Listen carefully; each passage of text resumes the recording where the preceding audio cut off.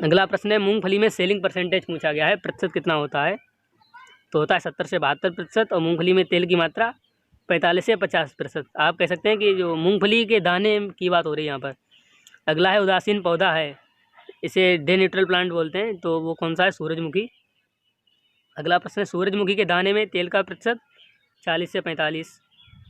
अगला प्रश्न है, वारालक्ष्मी प्रजाति किस फसल से संबंधित है? ऑप्शन में है मटर, चना, कपास और धान।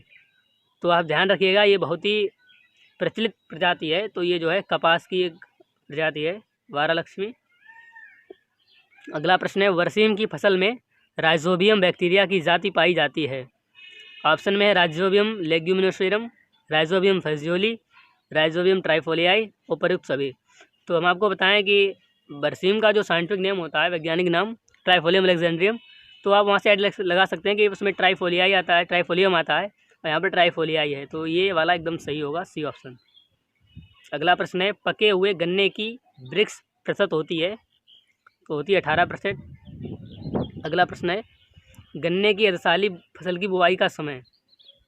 ऑप्शन में फरवरी मार्च, जून जुलाई, नवंबर दिसंबर, और इनमें से कोई नहीं। तो जो अर्धशाली फसल की बुवाई होती है वो जून जुलाई का टाइम है, बी ऑप्शन सही होगा। अगला प्रश्न है, शरदकालीन गन्ने की बुवाई कब करी जाती है? तो शरदकालीन गन्ने की बुवाई का यह प्रश्न हमने आपको दिया है, इसका आंसर हमें कमेंट बॉक्स में दें, जिससे हमें पता चले कि क्या स्टेटस है। नेक्स्ट है, बुआई के लिए समूचे आलू का आकार होना चाहिए? समूचे का मतलब है पूरा पूरा आलू होना चाहिए, ना कि कटा हुआ। तो उसका क्या है कि 2.5 सेंटीमीटर यहाँ पर दिया गया, ये सही होगा। वैसे ये 2.5 से 3 सेंटीमीटर तक होता है, लेकिन जब 2.5 सेंटीमीटर आंसर के काफ़ी करीब है तो ये सही होगा। अगला प्रश्न है, भारत में मुख्य कंद फसल है? पहला ऑप्शन है शकरकंद, दूसरा अरबी, आलू, शलजम। तो इसमें सही है आलू, जो है मुख्य कंद फसल है। अगला प्रश्न है, डिसकरिंग, शीर्ष कर्तन, प्राइमिंग। हम आपको पहले भी बता चुके हैं कि ये कुछ फसलों से कुछ विशेष क्रियाएं संबंधित होती हैं, तो ये वैसी ही विशेष क्रियाएं हैं। ये किस फसल से संबंधित हैं? ऑप्शन है कपास, तंबाकू, सरसों, सोयाबीन। सही आंसर है तंबाकू, इसका सही आंसर होगा।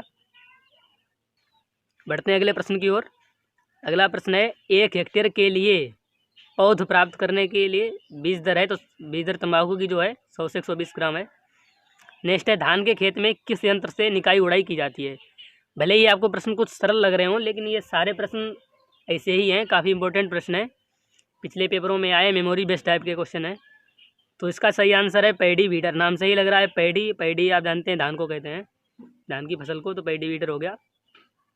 अगला प्रश्न है, धान के खैरा रोग की रोकथाम के लिए प्रयोग करते हैं? ऑप्शन में endosulfan, zinc sulphate, ammonium sulphate, agromycin. आप जानते हैं कि खैरा रोग जो है वो जिंक की कमी से होता है, तो इसकी पूर्ति भी जिंक से ही होनी चाहिए, तो इसका जो आंसर वो जिंक सल्फेट है। अगला प्रश्न, दलहनी फसलों में नाइट्रोजन स्थिरीकरण के लिए आवश्यक तत्व है? ऑप्शन में है जिंक, बोरान, लोहा, मोलिब्डेनम। इसका सही आंसर है मोलिब्डेनम, डी ऑप्शन सही होगा। आप इस वीडियो का कोई भी प्रश्न मिस ना करें, वही अच्छा रहेगा। अगला प्रश्न है, सर्वाधिक प्रोटीन युक्त चारा है? आपको हम पहले भी कह चुके हैं कि जब चारे की बात हो तो अलग आंसर आएगा, और जब फसल की बात हो तो अलग। फसल में वहाँ पर सोयाबीन था ऑप्शन में, और यहाँ पर क्या हो जाएगा, बरसीम सही होगा, क्योंकि ये दाल कुल का पौधा है और ये तीनों घास कुल के पौधे हैं। अगला प्रश्न है, लाइसिन नामक आवश्यक एमिनो अम्ल पाया जाता है? ऑप्शन है जौ में, मूंग में, सरसों में और सोयाबीन में। तो सही आंसर है सोयाबीन में। अब यहाँ पर ये वन लाइनर टाइप के हमने क्वेश्चन रख दिए हैं। सस्य विज्ञान के पिता पीटर डे क्रसेंजी हैं, इनकी एक बुक थी, इन्हीं की, पीटर डे क्रसेंजी जी की, ओपस ऑरेलियम कामोडारम। इसी में इन्होंने कुछ वर्गीकरण किया था, पूरा डिटेल्स दिया था, ये इनकी पुस्तक थी। अगला प्रश्न है, गेहूं के दाने में प्रोटीन 9 से 15, और कहते हैं क्या इसको, ग्लूटिन। मक्के की प्रोटीन को जिन कहते हैं, और धान की प्रोटीन को ओराइजिन। और धान की रोपाई जो है 1 वर्ग मीटर में कुल 50 हिल्स होने चाहिए। तो ये तो था हमारा आज का वीडियो एग्रोनॉमी का। अगर आपको लगता है कि एग्रोनॉमी पर और भी वीडियो आएँ तो आप हमें कमेंट बॉक्स में बताएं, या आप किसी भी सब्जेक्ट का वीडियो चाहते हैं तो आप हमें बता सकते हैं। तब तक के लिए नमस्कार, जय हिंद, जय भारत।